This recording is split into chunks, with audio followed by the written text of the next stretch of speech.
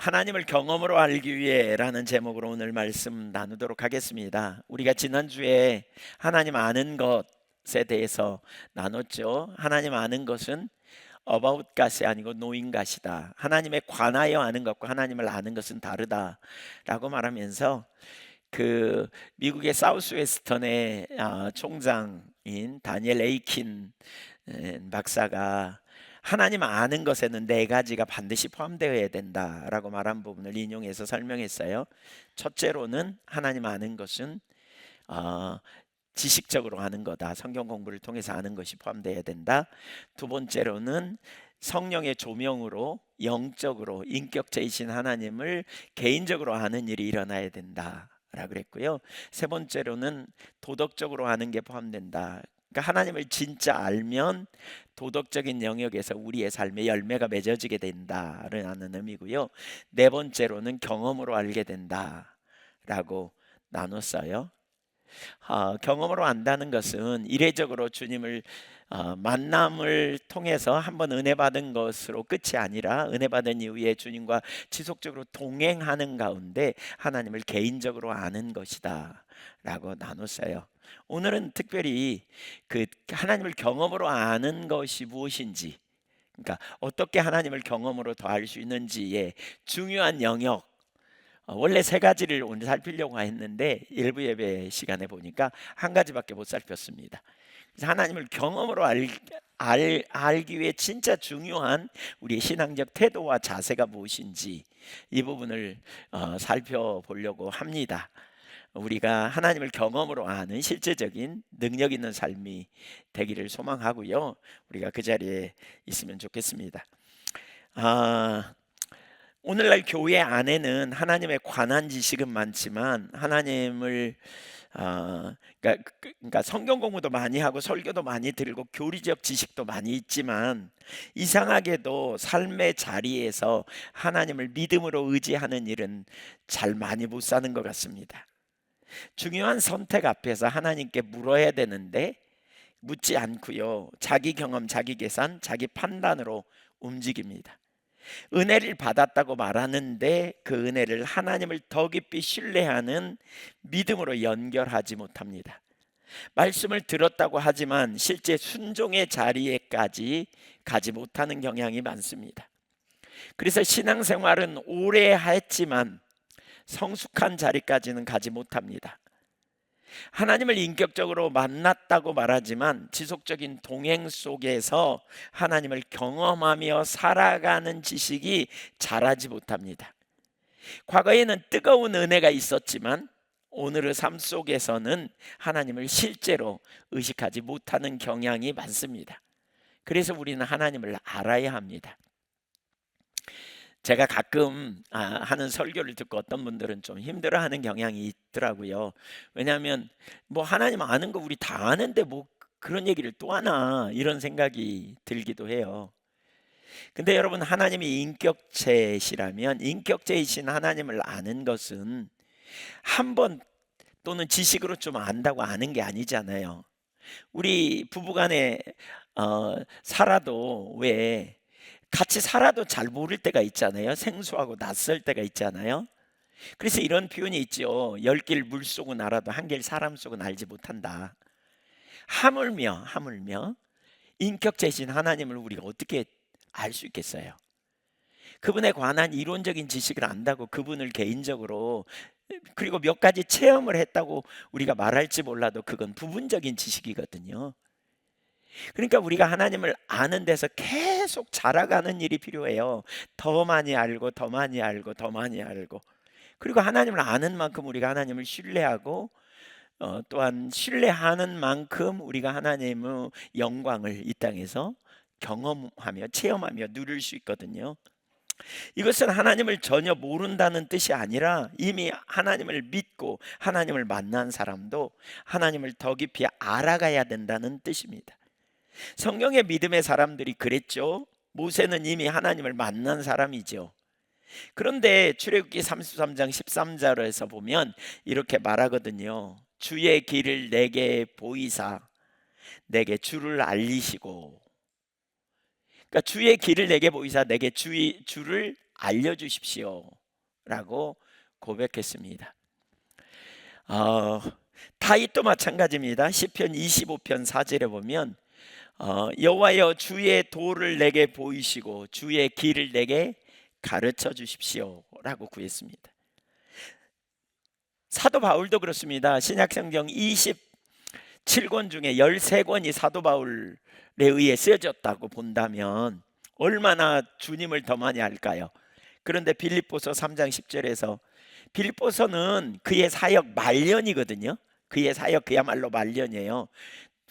그러니까 로마 감옥에서 쓴 서신이기 때문에 그가 얼마 안 있다가 순교해요. 근데 그 순간에도 뭐라 그랬어요? 내가 그리스도와 부활의 능력과 그 고난에 참여함을 알고자 하여, 그리스도를 알고자 했었다는 거예요. 그러니까 우리가 주님을 더 알기 원하는 이 자리로 우리가 가야 돼요. 하나님을 아는 것은 한 번의 만남, 몇 번의 은혜 받은 것으로 끝나는 게 아니고요, 계속 자라가야 돼요. 계속 하나님을 경험으로 안다는 것을 나눌 때 체험을 말하는 게 아닙니다. 감정주의도 아닙니다. 신비 체험을 말하는 것도 아닙니다. 하나님을 경험으로 안다는 것은 성경이 말하는 경험적 지식이 말씀으로 계시되고 성령께서 알게 하신 하나님을 삶의 실제 자리에서 확인하고 체화되는 가운데 하나님을 아는 겁니다. 영적으로 하나님을 안다는 것이 성령께서 눈을 열어 하나님을 보게 하시는 것이라면, 경험적으로 하나님을 안다는 것은 그렇게 보게 된 하나님을 인생의 길 위에서 더 깊이 배워가는 것입니다. 성경의 하나님이 내 인생의 하나님으로 경험되는 것, 교리 속의 하나님이, 말씀 속의 하나님이 위기와 선택과 순종의 자리에서 실제가 되어지는 하나님으로 알게 됨, 이걸 말하는 겁니다.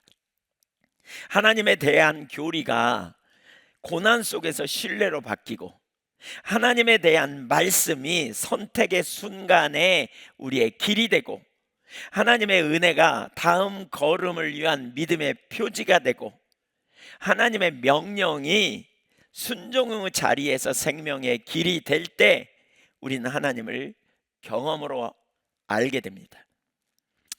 구체적으로 어떻게 하나님을 알 수 있을까? 이 하나님을 알기 위해서 우리에게 뭐가 필요한가? 세 가지를 살펴볼 건데, 그 중에 첫 번째, 모든 인생의 해답을 믿음으로 하나님에게서 찾아야 합니다. 한번 따라주세요. 모든 인생의 해답을 믿음으로 하나님에게서 찾으라. 그러니까 하나님과 동행하는 사람은 인생의 문제 앞에서 혼자 답을 찾지 않습니다. 우리가 예수님을 구주로 영접했잖아요. 그러면 우리가 뭐예요? 요한복음 3장에 보면 위로부터 거듭났다, 새로 태어났다, 위로부터 났다, 물과 성령으로. 그 결과 우리는 예수님을 구주로 영접하여 하나님의 자녀가 되었죠. 그렇죠. 하나님과의 새로운 관계가 됐고, 우리를 뭐라 그래요? 새로운 피조물이라고 말하고 있지요. 그래서 옛사람을 벗어버리고 새 사람을 입으라 라고 말하고 있어요.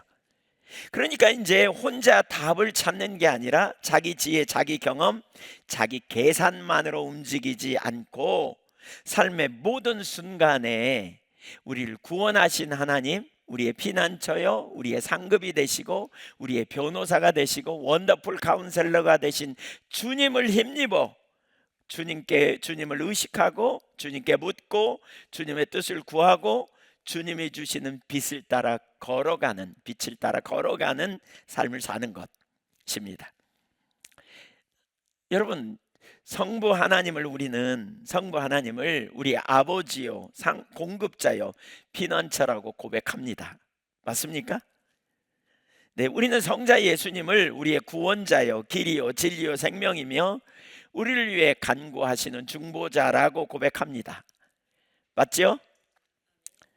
우리는 성령 하나님이 고아처럼 버려두지 않기 위해 우리 안에 내주하시고, 그리고 말씀을 깨닫게 하시고 모든 진리로 인도하시고 길을 분명하게 가르치시고 순종할 능력을 주시는 분이시며 사역을 감당할 능력을 부어주시는 분이라고 고백합니다. 맞습니까?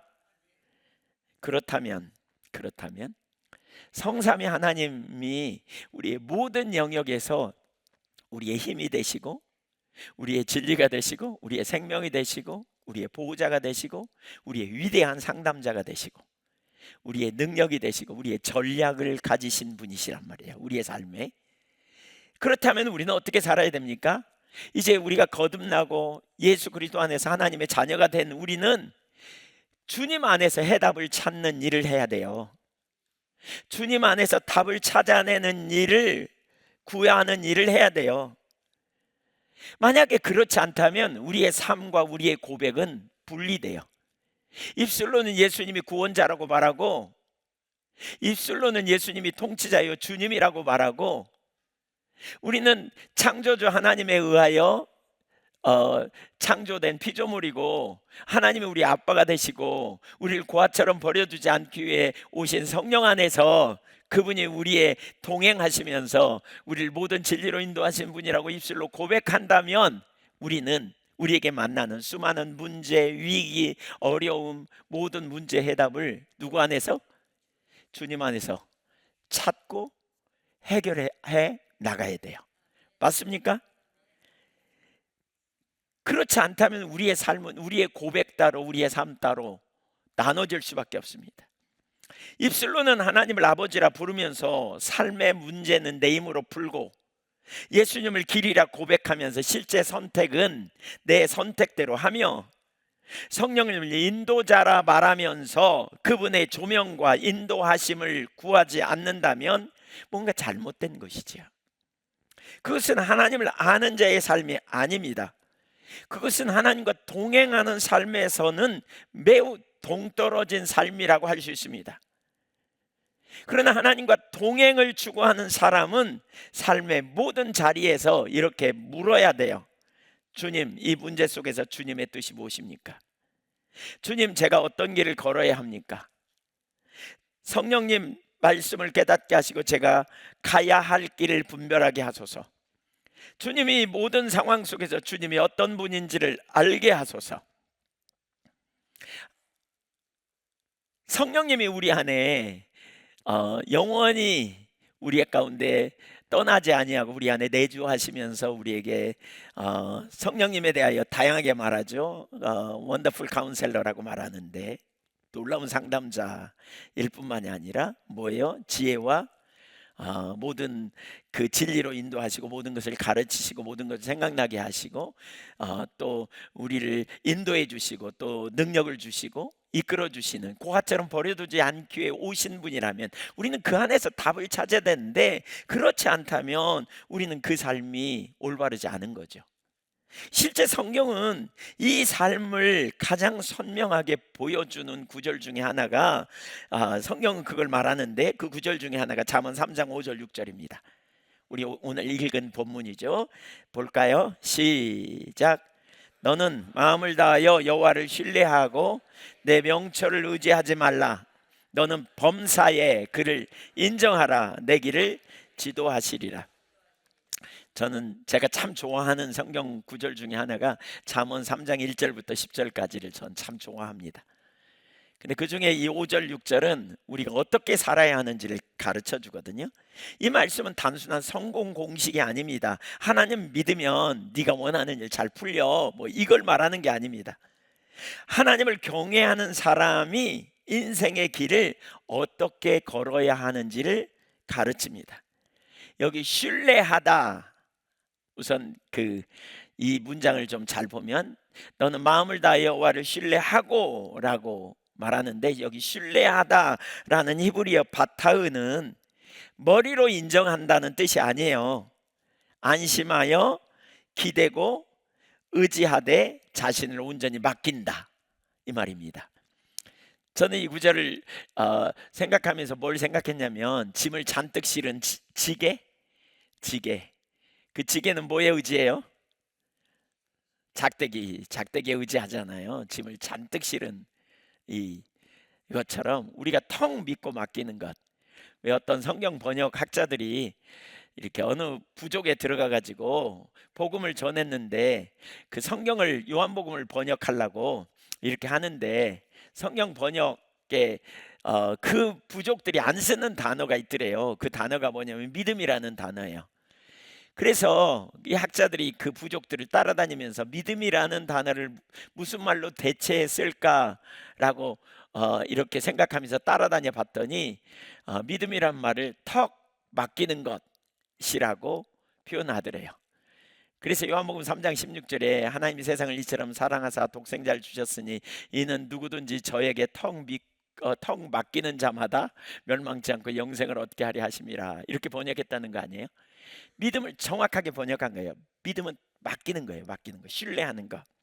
하나님을 신뢰한다는 것은 우리 하나님이 선하시고 신실하시고 우리의 길을 아시고 능치 못함이 없어서 우리 인생의 모든 무게를 그분께 턱 맡기는 거예요. 내 앞날을 턱 맡기는 거. 그러니까 이게 하나님을 마음을 다해 하나님을 신뢰한다는 말이고요. 그 다음에 그 뒤에 내 명철을 3장 5절에 명철을 의지하지 말라. 명철이라는 단어는 이해력과 판단력을 의미합니다. 그러니까 명철 자체가 나쁜 것은 아니에요. 문제는 나의 이해력과 나의 분별력, 판단력을 하나님보다 더 의지하는 상태로 가는 것. 그러니까 하나님보다 더 기대는 것. 이 의지하다라는 말은 무게를 싣다 이런 말인데, 그러니까 내 판단보다 내 판단에 인생의 무게를 완전히 실어버리는 것. 누구보다? 하나님께 맡기기보다 자기 생각과 자기 판단에 옳은 대로 행하는 것. 이런 삶 살지 말라는 거예요. 이렇게 하지 말라, 지금 그 얘기합니다. 그러니까 우리 일상에서 내 명철의 무게를 싣는 삶이 뭘까요? 직장에서는 지금 정직하게 말하면 상황을 직면하게 되고 손해를 볼 테니까 적당히 모면하는 게 내 경험상 유리해 라고 판단하는 순간이죠. 예, 자기 생각에 옳은 대로 가는 거죠. 손해 볼까 봐. 자녀 교육에 불안한 마음에 기도보다 학원 정보나 입시 커뮤니티에 조언에 내 모든 마음의 무게를 실어버리는 모습입니다. 인간관계에서는 어떻고요? 저 사람은 이래서 안 돼. 내 짧은 판단력으로 타인을 정죄하고 벽을 쌓는 순간, 이것이 문제입니다. 내 명철에 무게를 두는 거, 내 계산에 의하면, 내 판단에 의하면 이렇게 하지 말라는 거예요. 이렇게 하지 말라는 거예요. 우리는 이런 구체적인 삶의 자리에서 하나님보다 내 판단을, 내 계산을 더 많이 하고 있지 않은지 돌아봐야 돼요. 그러면서 뭐라 그랬어요? 6절을 보세요. 범사의 그를 인정하라. 너는 범사의 그를 인정하라. 이게 이제 오늘 보고자 하는 말씀의 핵심적인 부분이거든요. 여기 범사의 그를 인정하라는 말은 직역하면 이런 거예요. 내 모든 길에서 그를 알라. 내 인생의 모든 길에서 그를 알라. 여기 알라라고 번역했죠. 인정하라라는 말의 동사 원형은 야다라는 말입니다. 그 말은 하나님을 아는 거예요. 그러니까 너의 모든 삶의 방향과 길에서 하나님 앞에 행해라. 지난 주간에 우리가 그러니까 몇 주 전에 이 부분, 3주 전인가 이 부분 살폈죠. 신명기 30장 16절에 생명을 택하는 것에 대해서 말할 때 하나님을 사랑하고 신명기 30장 16절에 그 모든 길로 행하며 명령과 규례와 법도를 지키라 그랬잖아요. 그 세 가지가 중요하다 그랬죠. 하나님을 사랑하는 가운데 그분의 길로 행한다. 길로 행한다는 말은 뭐라 그랬냐면, 그러니까 하나님의 성품을 반영하는 삶을 살라는 거예요. 하나님과 사랑하는 인격적 관계 안에 있는 사람은 하나님이 기뻐하시는 일이 뭔지 알기 때문에 그 길로 행하는 거예요. 하나님은 어떻게 해요? 이웃을 사랑하기 때문에, 하나님은 우리를 긍휼히 여기시기 때문에, 하나님은 선하시기 때문에 우리가 이웃에 대해 어떻게 행해야 될지 분명히 알 수 있죠. 이건 고민 안 해봐도 금방 알 수 있는 일 아니겠어요? 그러니까 길로 행하는 거, 이게 되게 중요해요. 되게 중요해요. 제가 제 아내를 사랑하기 때문에 제 아내가 뭘 원하는지 자꾸 맞춰가려고 하고 멀리 있어도 안 봐도 그렇게 살죠. 그렇게 행하잖아요.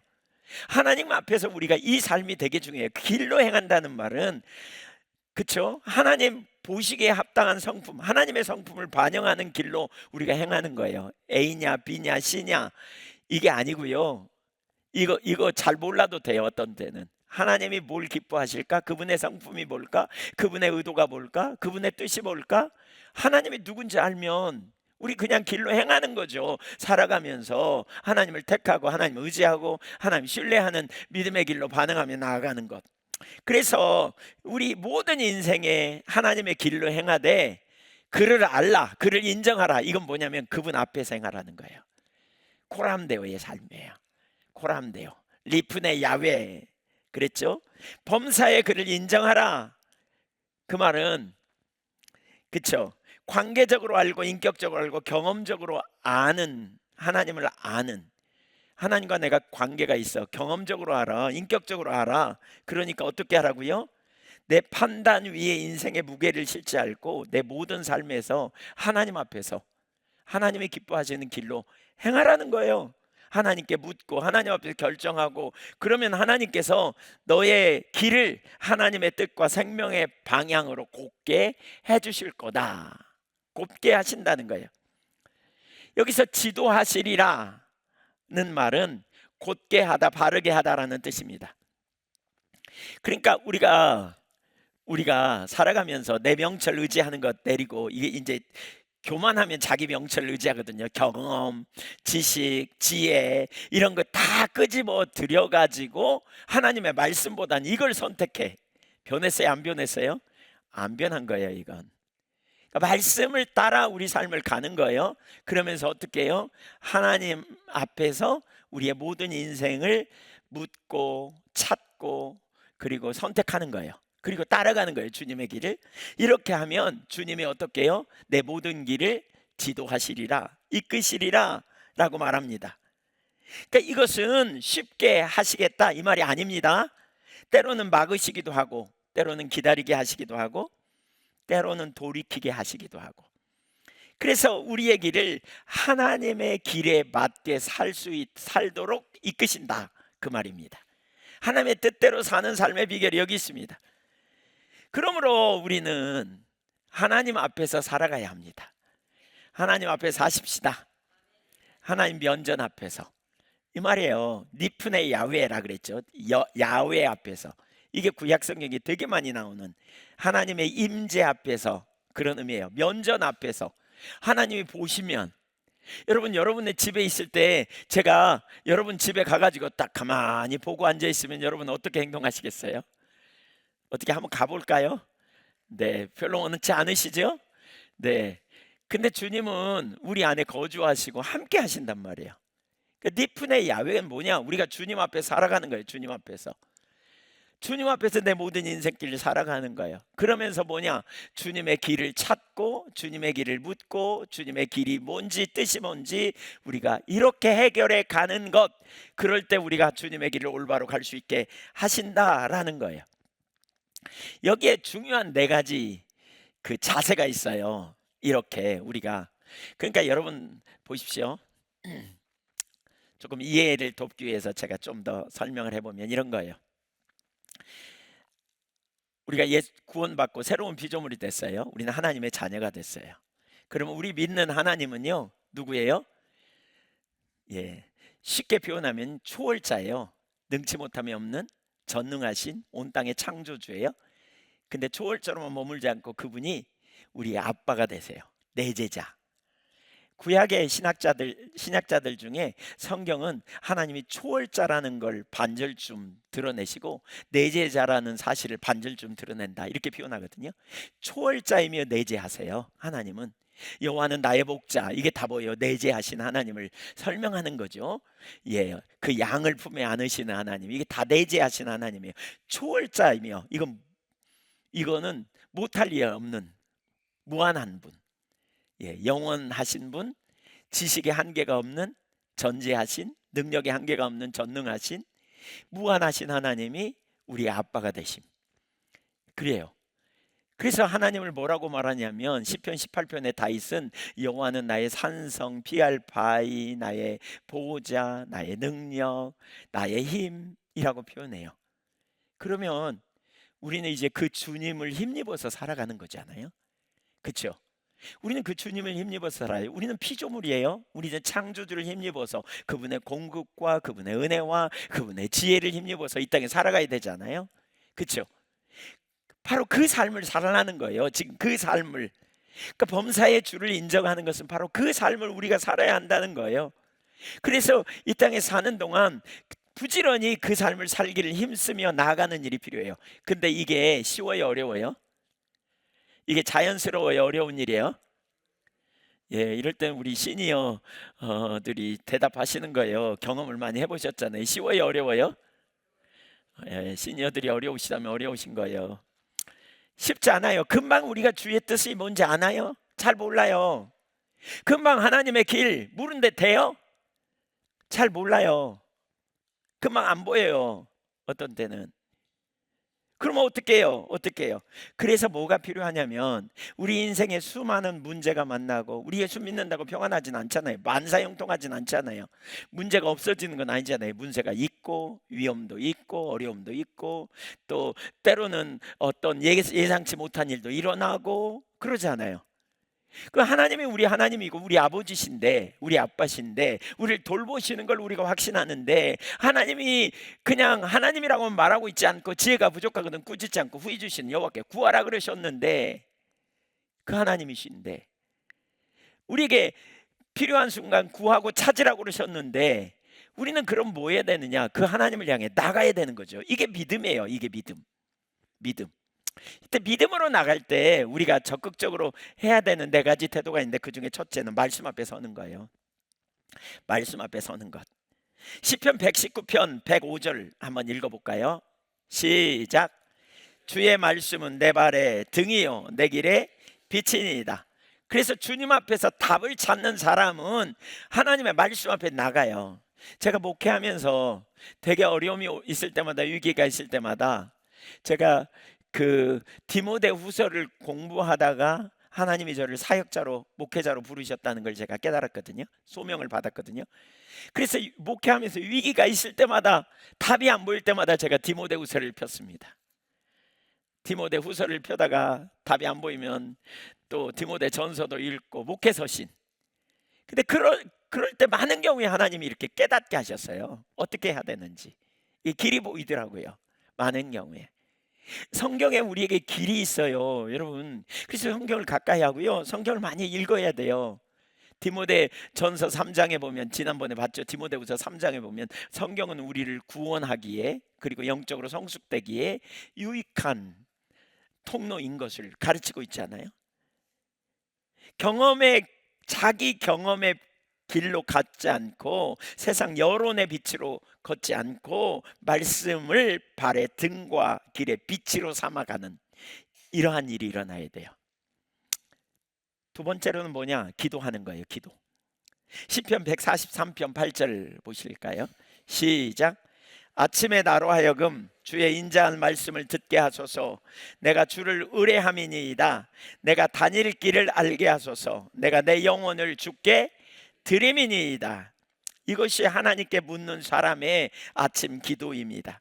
내가 다닐 길을 알게 하소서. 오늘 한 날도 내가 다닐 길을 알게 하소서. 여러분 얼마나 겸손합니까? 오늘 다 이리 이렇게 다니면 돼 이렇게 생각하지 않는 거죠.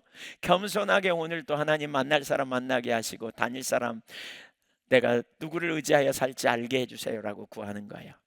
내 영혼을 주께 드립니다. 하나님께 묻는 사람, 동행하는 사람은 자기 길을 정해놓고 하나님께 이렇게 갈 테니까 승인해 주세요 라고 구하지 않아요. 하나님 앞에 내려놓고 하나님의 길을 적극적으로 구하는 사람입니다. 그래서 이 기도를 아침마다 좀 하면 좋겠어요. 시편 143편 8절. 주의 인자한 말씀을 듣게 하소서. 내가 주를 의뢰함이니이다. 내가 다닐 길을 알게 하소서. 내가 내 영혼을 주께 드림입니다. 이게 겸손한 사람의 삶이에요. 겸손한 사람, 나의 명철을 의지하지 않고 주님을 의지하는 사람, 주님께 내 삶을 맡기는 사람. 여러분 이 기도가 여러분에게 실제가 되시기를 축복합니다. 제가 보니까요, 제가 하나님과 나름 친밀한 교제도 있고 은혜도 경험하고 많이 그런 나름대로 특별한 은혜도 경험하고 그런 것 같아요.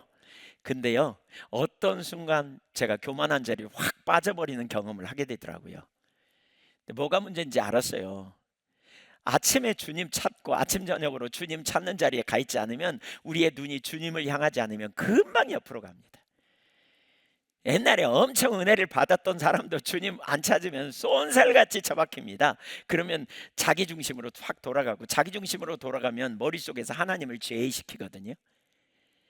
그러니까 여러분, 실제 문제는 이거예요. 하나님 살아계신지 누가 몰라요. 하나님 계시다는 거 다 믿어요. 제가 알아요. 여러분 다 믿어요. 근데 문제는 우리 마음이 자기 중심으로 돌아가는 순간, 교만해지는 순간 우리 머릿속에서 하나님을 제외시켜요. 그러면 하나님 없이 계획 세우고, 하나님 없이 답을 찾으려고 하고, 하나님 없이 길을 구하려고 한 자로 쏜살같이 돌아가요.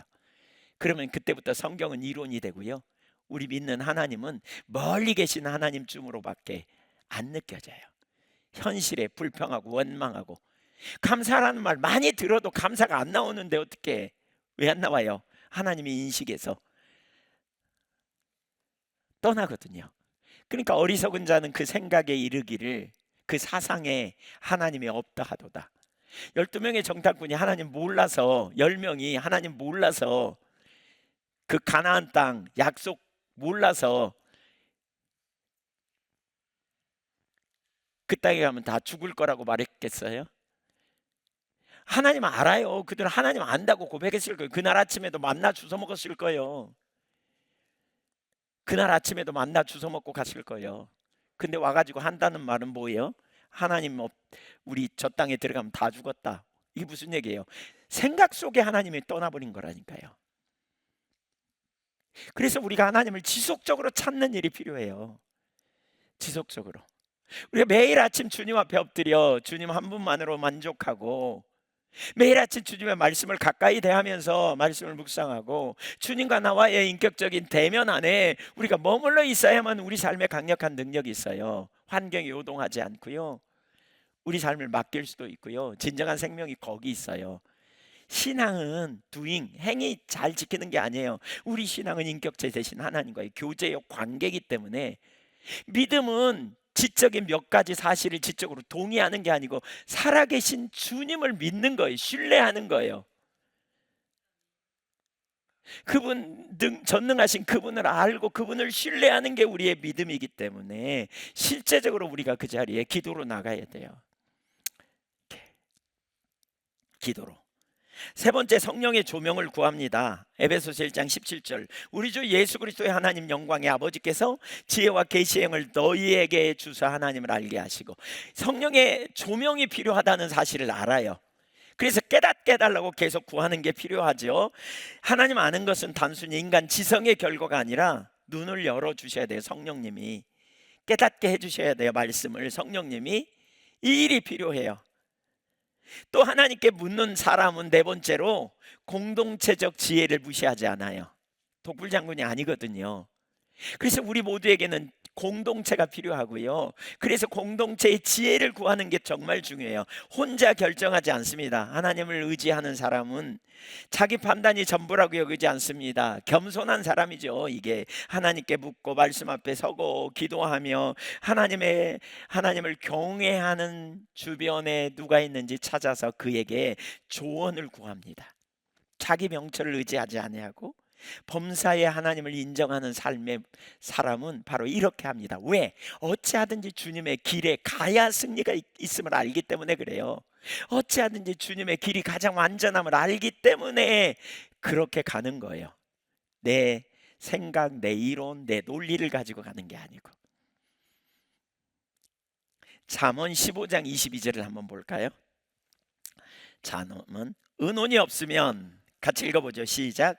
의논이 없으면 경영이 무너지고 지략이 없으면 경영이 성립하느니라.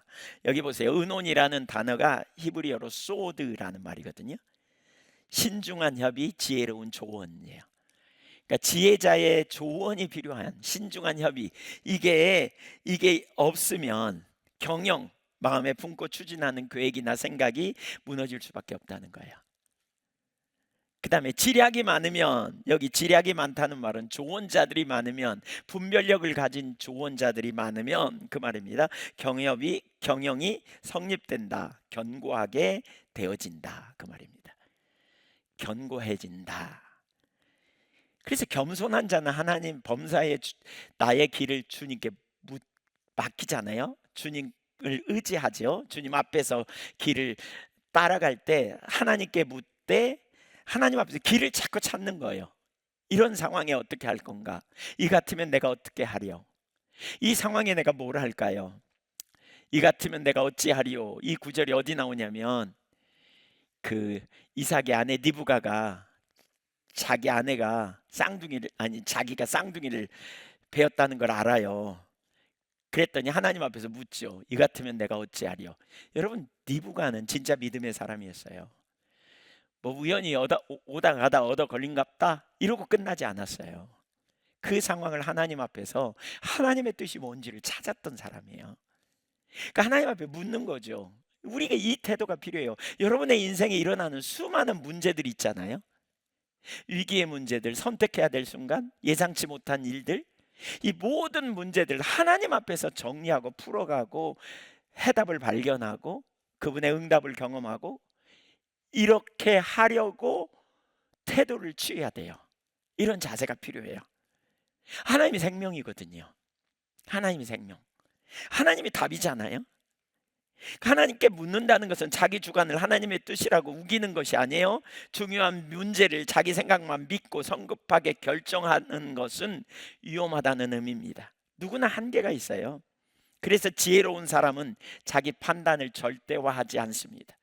하나님께 묻고 동시에 믿음의 사람들과 의논하여 분별하는 것입니다. 다윗이 그 한 예입니다. 다윗은 전쟁에 익숙한 사람이었습니다. 누구보다도 다윗은 백전노장이고요. 다윗이 얼마나 그 많은 영토를 확보했고 주변에 많은 나라들을 흡수했는지 모릅니다. 그럼에도 불구하고, 그러니까 전략도 있고 경험도 있었던 근데요, 그럼에도 불구하고 다윗의 일생을 가만히 보면 그는 중요한 순간마다 언제나 하나님께 물었습니다. 사무엘상 23장 2절을 보십시오. 다윗은 내가 가서 이 블레셋 사람을 치리이까? 라고 묻습니다.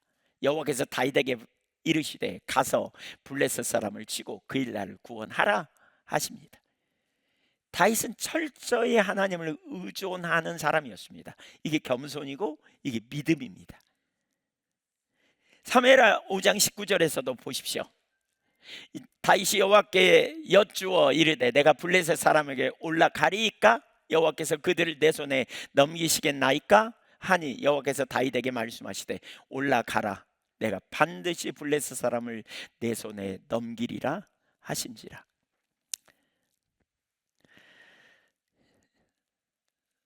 여러분, 우리 한 가지 여기 좀 생각해 보십시다.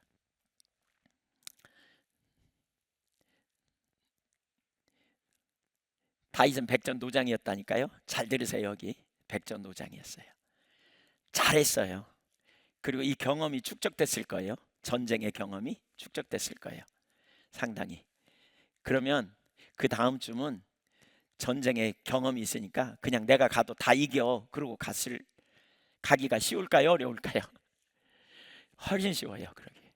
근데 다윗은 굳이 하나님께 가서 매번 물었다니까요. 놀라운 사실은 매번 물을 때마다 하나님은 한 번도 같은 방식으로 인도하지 않으셨어요.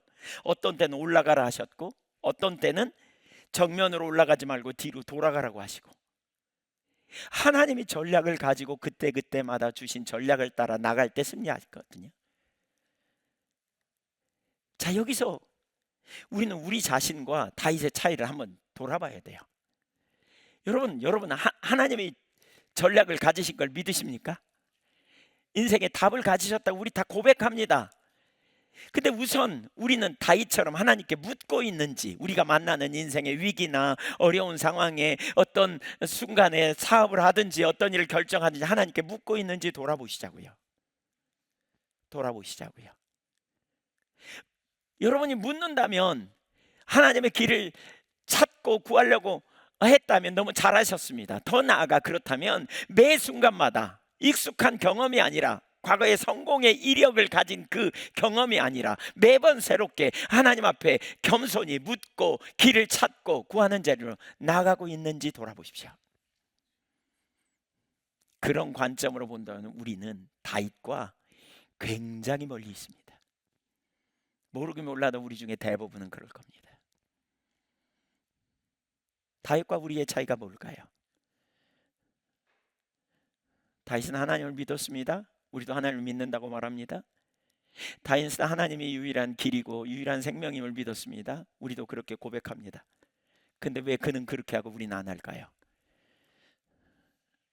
어쩌면 우리는 하나님을 믿는다고 말하는 게 입술 이론일 뿐이 아닌지 돌아봐야 합니다.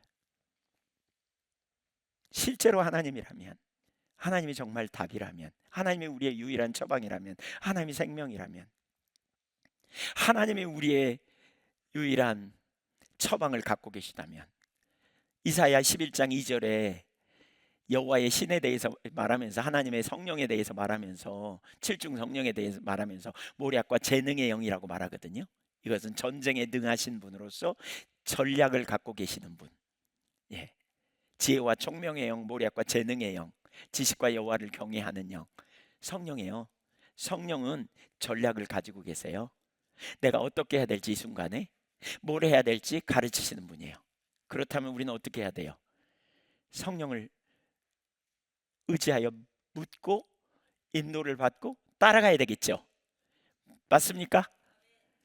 따라가야 합니다. 주님이 답이라면, 주님이 길이라면 그렇게 가야 합니다. 근데 우리는 그렇게 하지 않는다면 뭐가 문제냐면, 우리가 과연 하나님이 살아계시고 하나님이 생명이시고 진짜 하나님이 우리의 길이 되시고 진짜 성령님이 전략을 가지신 분이라고 우리가 믿고 있는지 돌아봐야 합니다. 우리가 그 믿음이 있는지 돌아봐야 합니다. 그게 이론뿐인지 아니면 그게 진짜 사실인지. 진짜 하나님은 생명이시고 하나님은 우리의 유일한 생명이고 유일한 구원자요, 유일한 힘이요, 유일한 보호자요, 유일한 우리의 필요를 채우시는 분임을 진짜 믿는다면 이 부분이 있는지 우리가 돌아봐야 돼요. 다윗은 그렇게 믿었고 그렇게 행했어요. 그리고 그렇게 답을 얻었어요. 근데 오늘날 너무나 많은 경우에 우리는 어떻게 합니까? 이렇게 믿는다고 고백하지만 실제 삶에서는 그렇게 하지 않습니다. 자기 명철을 의지하고 익숙했던 과거의 경험을 의지하고 우리가 해왔던 삶의 패턴을 이해하고 그 방편으로 우리가 반응하고 살아가지 않습니까? 왜 우리가 영적으로 성숙되지 못하는지 아시겠습니까? 왜 우리가 하나님을 경험으로 아는 데서 계속 자라고 확장되어지지 못하는지 아시겠습니까? 이런 삶을 우리가 내내 살아오지 않았는지 돌아보십시오. 믿는다고 말하긴 하지만, 이론으로는 말한다고 하지만 실제로 주님께 걸고 우리의 발을 옮기고 주님, 내가 진짜 죽으면 나를 하늘나라로 데리고 가실 그분을 진짜 믿는다면, 그분이 이 땅에서 나의 생명이고 나의 길이고 나의 진리라면 내가 그분 앞에서 어떤 삶을 살아야 하는지, 그렇죠? 가정에 문제가 생길 때 그 문제의 해결책이 주님 손에 있다고 믿는다면 어떻게 해야 되든지, 진짜로 믿는다면.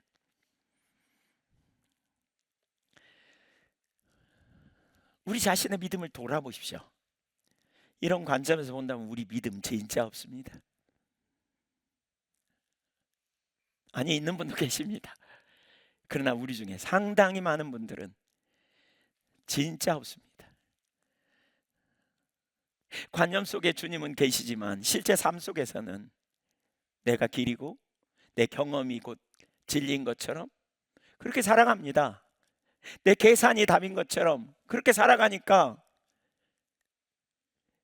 시간이 지나도 여전히 이론적 지식에 머뭅니다. 하나님 전능하시다는 사실이 이론이고 전지하시다는 사실이 이론일 뿐이고, 하나님이 우리의 길이 되신다는 사실도 다 이론이고 인도자라는 사실도 이론이고, 그러니까 뭐예요? 여전히 내가 내 길을 선택하고 여전히 내 방법을 내가 선택하고 여전히 내가 내 방법으로 문제 해결하려고 그러고, 그러니까 신앙생활 엄청 오래돼도 하나님을 아는 데서는 어린아이와 별로 다를 바가 없습니다. 이렇게 되면 우리가 하나님을 경험으로 아는 것을 별로 알지 못하게 되는 거죠. 다윗은 이 과정을 통해 단순히 승리만 경험한 게 아닙니다. 하나님을 알게 됐고, 하나님 물으면 응답하시는 분임을 알게 되고, 상황마다 다르게 인도하시는 분임을 알게 되고, 하나님은 인간의 경험보다 크신 지혜를 가지신 분임을 알게 됩니다. 알게 됩니다. 성경에는 위기의 순간에 하나님께 답을 찾다가 하나님을 더 깊이 알게 된 사람들의 이야기가 되게 많이 나옵니다. 이게 우리의 신앙의 패턴이에요. 여러분, 이게 우리의 신앙이어야 돼요. 신앙생활을 처음에 우리가 하게 되면서 이 길을 잘 가르쳐야 된다고 저는 생각했는데 이걸 놓쳤어요. 제가 이 설교를 했더니 누가 저한테 그러더라고요. 왜 그걸 인자 가르쳤냐고 저한테. 그래서 미안하다고, 나도 인자 안지 얼마 안 됐다고. 솔직히 말하면요, 더 솔직히 말하면 저는 다 그렇게 산 줄 알았습니다. 하나님 은혜 가운데 저는 그렇게 하나님 저를 인도하신 것 같아요. 근데 그렇게 다 산 줄 알았습니다. 근데 그렇게 안 살더라고요. 그렇게 안 살아요. 주님이 우리 인생의 해답인데, 결론인데, 생명인데, 내 생사가 그분 손에 있는데, 우린 이 땅에서 보내진 시간 동안 하나님이 우리 코끝에서 호흡을 거두시고 영원한 날에 들어가게 하시는 그날까지 우리가 이 땅에 있는데, 이 땅에서 주님 의지하고 이제 예수 믿으니까 주님의 자녀로서 이 땅에서 주님의 능력을 힘입고 주님의 은혜를 힘입고 주님의 인도를 따라가고 주님의 깨닫게 하심을 통해서 세상을 새로운 시각으로 보고 우리 앞에 일어나는 문제 자체가 아니라 하나님의 관점으로 해석하면서 이해하면서 우리가 하나님의 시각으로 인생을 해석하고 바라보는 자리로 점점 자라가야 되는데 이게 안 돼. 머리로는 아는데 실제 신앙생활이 그렇게 안 되는 것 같아요. 그게 안 자라요. 여전히 똑같아. 관점이 똑같고 여전히 염려 안 끊어지고 똑같은 문제 앞에서 또 헤매고 또 헤매고 또 헤매고 이러지 않은지.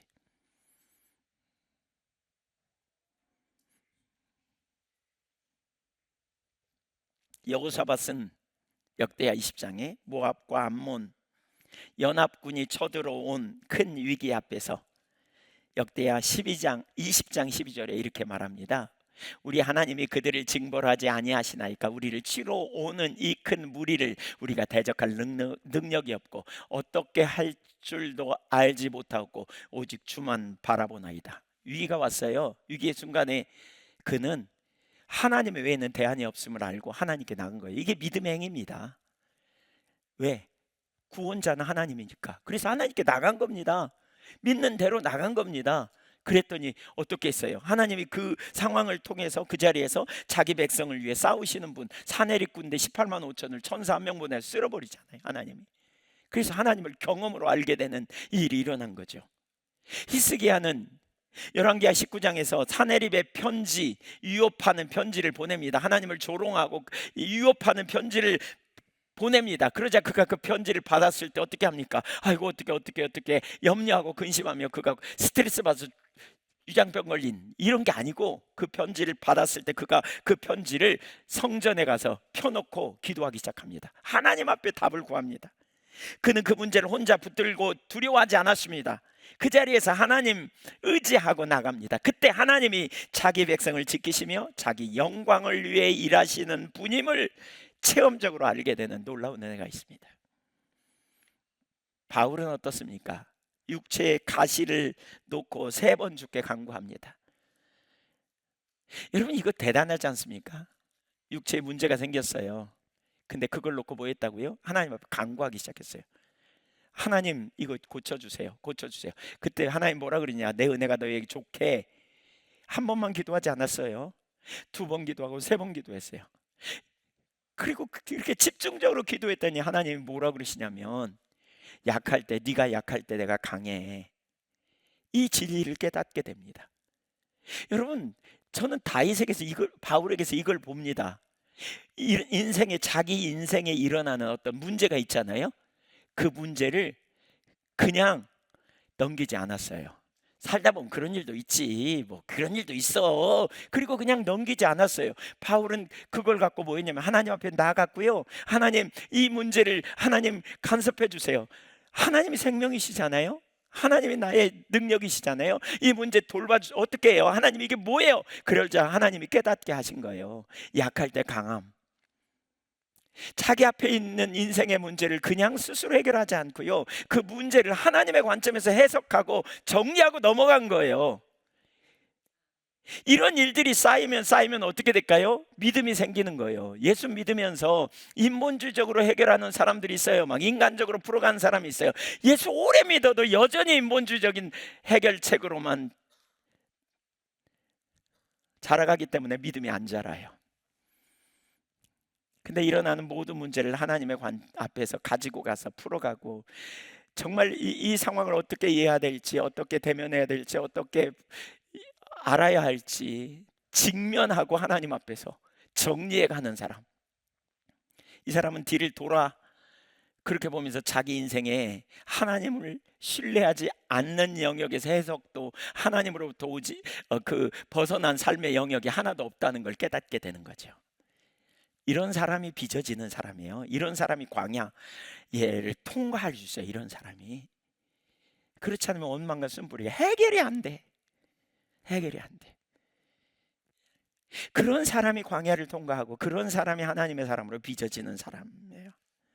우리도 그렇게 해야 돼요. 모든 순간 주님 안에서 답을 찾아야 된다니까요. 우리 주님은 우리 인생의 답이에요. 예수님이 우리 인생의 답이에요. 예수님이 우리 인생의 모든 영역에서 핵심 키예요. 믿으세요?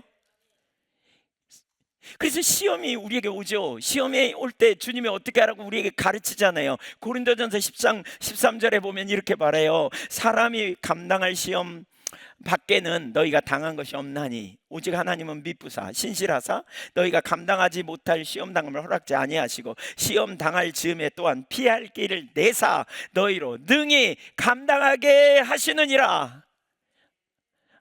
믿으십니까? 믿는 아멘. 하지만 실제 삶에 시험 당할 즈음에 우리가 두 가지를 선택해야 돼요. 하나는 뭐예요? 두려워하지 않는 거예요. 왜? 감당할 시험 외에는 허락지 아니하시니까. 그래, 하나님이 이걸 통해서 뭘 하시려고 하시는 거야. 내가 하나님을 경험할 수 있겠어. 이렇게 나가는 거고요. 두 번째는 뭐냐? 피할 길을 적극적으로 찾는 거예요. 하나님 피할 길을 주세요. 제가 어떻게 해야 이 순간에서 넘길 수 있어요? 저에게 피할 길을 주세요. 길이 되신 주님, 내게 피할 길을 가르쳐 주세요. 생명 되신 주님, 정말 하나님 기뻐하시는 길이 뭔지 가르쳐 주세요. 이런 말씀이 우리 가운데 막 체험돼야 돼요. 경험되어져야 돼요. 예상치 못한 문제가 오고 어려움이 왔을 때 이 문제를 하나님 앞에서 어떻게 봐야 하는지, 이걸 통해 뭘 배우기 원하는지 저를 가르쳐 주시고 하나님 피할 길을 제게 알게 해주세요. 이게 인격적 관계 안에서의 우리의 신앙생활이에요. 하나님 앞에서의 삶. 범사의 주를 인정하는 자는 범사를 하나님 없이 해결하려고 하지 않아요. 모든 일을. 절망만 하지 않아요. 믿음으로 하나님께 나가는 거죠. 실제로 하나님이 열어주시는 길, 붙들어 주시는 은혜, 감당하게 하시는 능력을 이렇게 기도하며 나가면 체험해요. 선택의 순간에도 우리는 하나님께 물어요. 야고보서 1장 5절에 보면 너희 중에 누구든지 지혜가 부족하거든 모든 사람에게 후히 주시고 꾸짖지 아니하신 하나님께 구하라 그리하면 주시리라 라고 하셨어요. 하나님은 지혜가 부족한 자를 책망하지 않아요. 구하래요. 어떻게 해요? 하나님께 묻는 사람은 선택의 순간에 하나님이 지혜를 주셔서 어떻게 해야 될지 가르쳐 주시겠다는 거예요. 어떤 문은 닫히고 어떤 문은 열리고 어떤 길은 막히고 어떤 길은 분명해지고 그 과정을 통해 하나님이 인도하시는구나 경험적으로 알게 해주시겠다는 거예요. 아까 이사야 11장 2절에 성령은 모략과 재능의 신이라 그랬잖아요. 전략을 가지신 분. 전략을 가지신 분이에요. 제가 전에 섬기던 죽전교회 이야기 했잖아요. 도무지 소망이 없어서 거기 106가구가 사는데 105가구가 일가 친척이고요. 처음 갔더니 제가 할 수 있는 일이 아무것도 없었어요. 교회를 사람들이 좋아하는 것도 아니고 전도하려고 사람들 찾아가면 만나주지도 않고 엉뚱한 이야기 다 했었고, 제가 너무 절망하고 낭망하다가 빨리 목사 안수 받고 이 마을 떠나야지 이렇게 생각하다가 어느 날 하나님이 저를 아시고 이 마을을 아시고 저를 여기 보내셨는데, 그러면 하나님이 나를 내버려 두시겠는가? 그러다가 이사야 11장 2절 읽으면서 하나님께 전략을 달라고 구하기 시작했어요. 하나님, 전략을 주세요. 하나님, 이 상황이 어떻게 해요? 제가 할 수 있는 일 아무것도 없어요. 주님, 전략을 주세요. 전략을 주세요. 그때 주님이 주신 전략이 기가 막힌 전략이었어요. 지금 생각해보면. 그리고 그걸 통해 여러 사람을 전도하게 됐다니까요. 기가 막힌 전략. 제가 그때 이후로 깨닫게 된 게 있어요. 주님이 우리의 길이세요. 주님이 우리의 전략이에요. 우리가 얼마나 연약한 존재입니까? 우리가 한계 아래에 있습니다. 이걸 믿는다면, 우리가 진짜 하나님이 우리의 전략을 주신 분이라고 믿는다면 한계 아래에서 어떻게 해야 돼, 어떻게 해야 돼, 어떻게 해야 돼, 이럴 게 아니라니까요. 적극적으로 주님 앞에서 답을 찾고 길을 구하고 인도를 구하고 적극적으로 반응하며 나아가는 삶이 되어져야 돼요. 그래서 그런 경험을 하게 되면, 하나님은 진짜 전략을 주시는 분이구나, 진짜 하나님은 필요를 채우시는 분이구나, 진짜 하나님은 인도하시는 분이구나, 말로만이 아니라 인도하시는 하나님을 알게 되고 전략을 구하시는 하나님. 이거 모르니까 예수 믿고도 여전히 인본주의적인 길을 택하고 방법을 택하고 우리가 그렇게 가기가 얼마나 쉬운지 몰라요. 이해할 수 없는 상황에서도 우리는 하나님께 묻지요. 고린도전서 1장 9절 이하에 보면 바울은 아시아에서 사형 선고를 받은 줄 알았다, 이렇게 말합니다. 고린도 후서입니다. 제가 잘못 올렸습니다. 고린도후서 1장 9절에 보면 아시아에서 사형 선고를 받은 줄 알았다. 상황이 너무 힘든 거죠. 복음 전하다가 돌로 두드러 맞고 막, 고린도후서예요. 고린도후서 방송실 돌로 쳐맞고 막 사형 선고를 받은 줄 알았다는 거예요. 근데 바로 그런 순간에 우리가 바울의 모습을 볼 수 있어요. 그런 순간에 어떻게 그냥 은혜로 내가 건짐받았네 끝, 이게 아니에요. 어떻게? 여기서 중요한 사실을 배웠어요. 뭐예요? 이는 우리로 자기를 의지하지 말고 오직 죽은 자를 다시 살리시는 하나님만 의지하게 하심이라, 이걸 발견한 거예요. 여러분, 인생의 문제가 우연이라고 여기지 않잖아요. 우리 우연이 아니라고 믿으세요? 모든 일에 하나님의 섭리가 있다 인정하세요? 그렇다면 일어나는 일을 가지고 우리는 하나님 앞에서 그 섭리가 뭔지를 이해하고 넘어가야 그 다음에 예측할 수 없는 문제가 생겨도 하나님의 섭리로 이해하고 뛰어넘을 수 있어요. 근데 이거 넘어가. 이해 못하지만 그냥 넘을래요? 점점 시간이 갈수록 그러면 하나님을 신뢰 못하죠. 왜? 이해 못하는 투성인데 어떻게 하나님을 신뢰하겠어요? 나중에 천국에 데리고 갈까? 내가 천국에 갈까? 뭐 하나님 살아계신가? 여기까지 완전히 흔들릴 수도 있어요. 나중에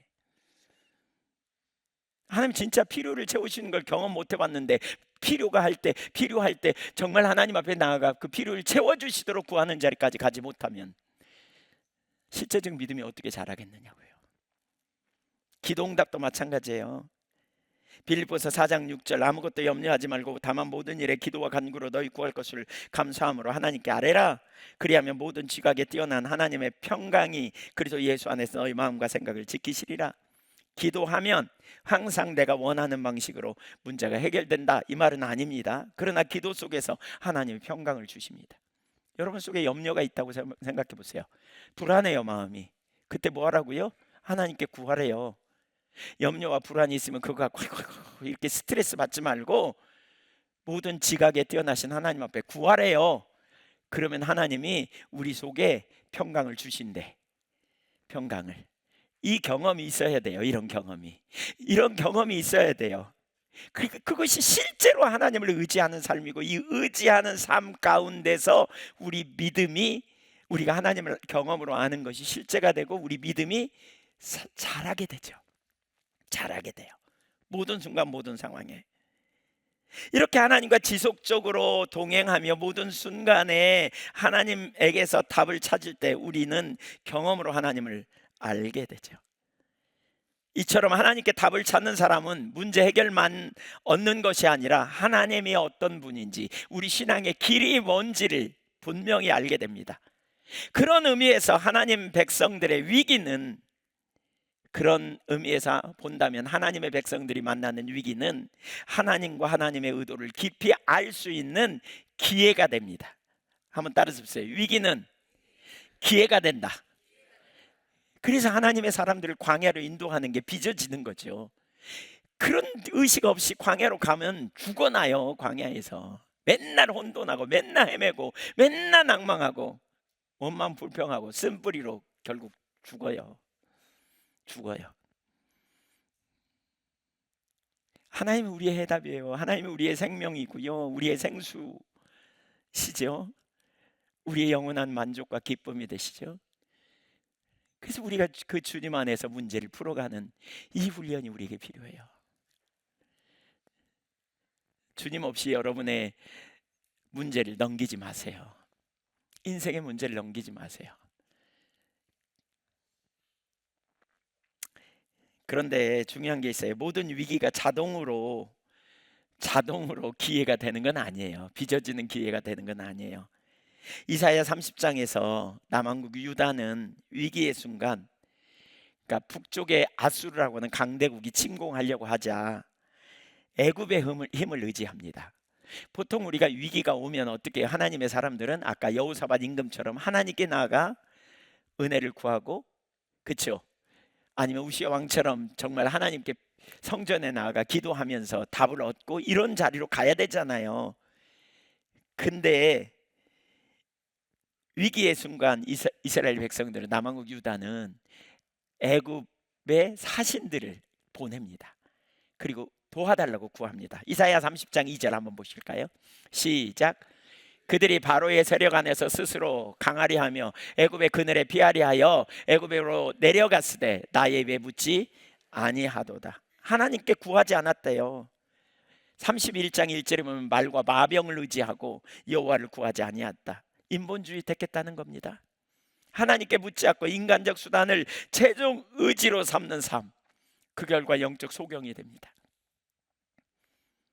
아사 임금도 역대하 14장부터 16장까지 나온 아사 임금, 처음에는 하나님을 의지했지만 나중에는 아람 왕을 의지하고 병이 유독할 때 여호와께 구하지 않습니다.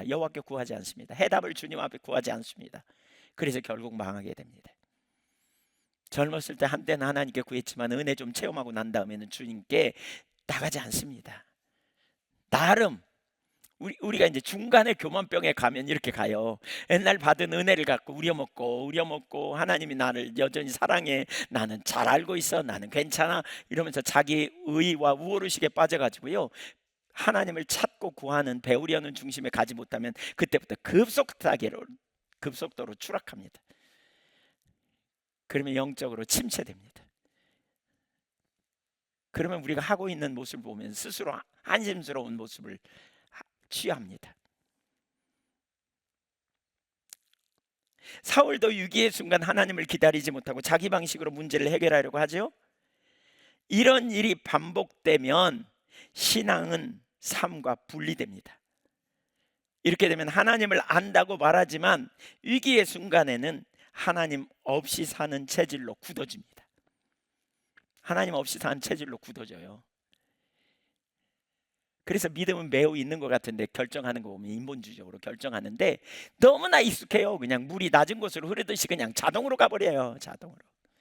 하나님께 기도하는 일 안 하고요, 하나님 앞에 나아가 정직하게 직면하는 일 안 하고요, 자동으로 가버려요. 자동으로. 어떤 일 결정한 대로, 익숙한 대로.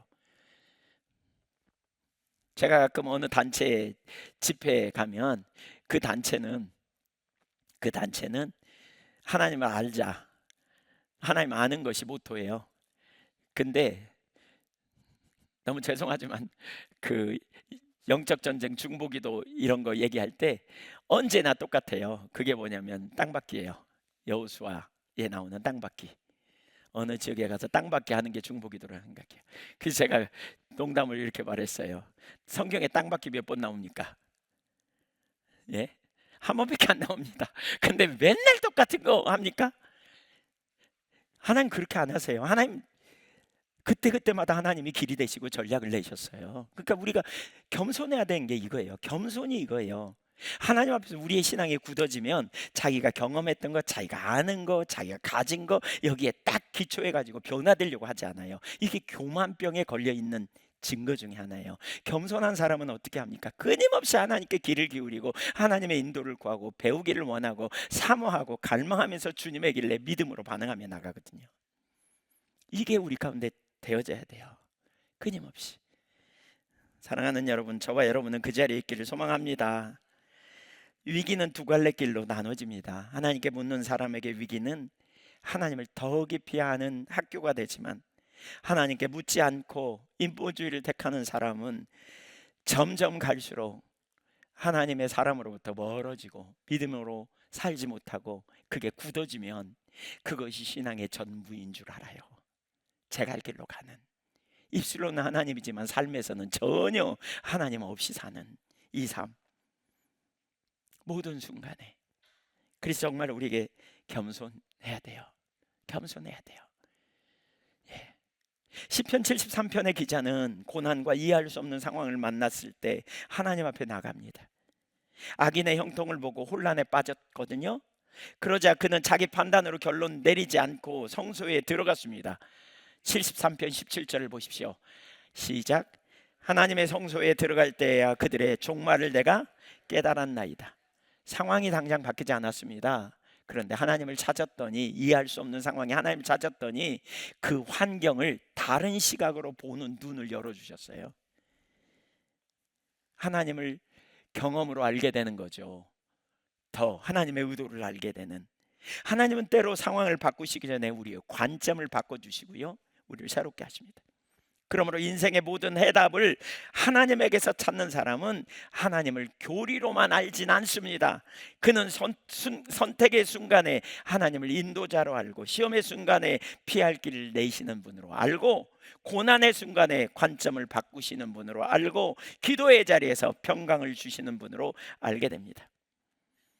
하나님과 동행하는 사람, 하나님을 주인으로 통치자유 생명으로 여기는 사람은 삶의 모든 문제를 하나님 없이 풀려고 하지 않습니다.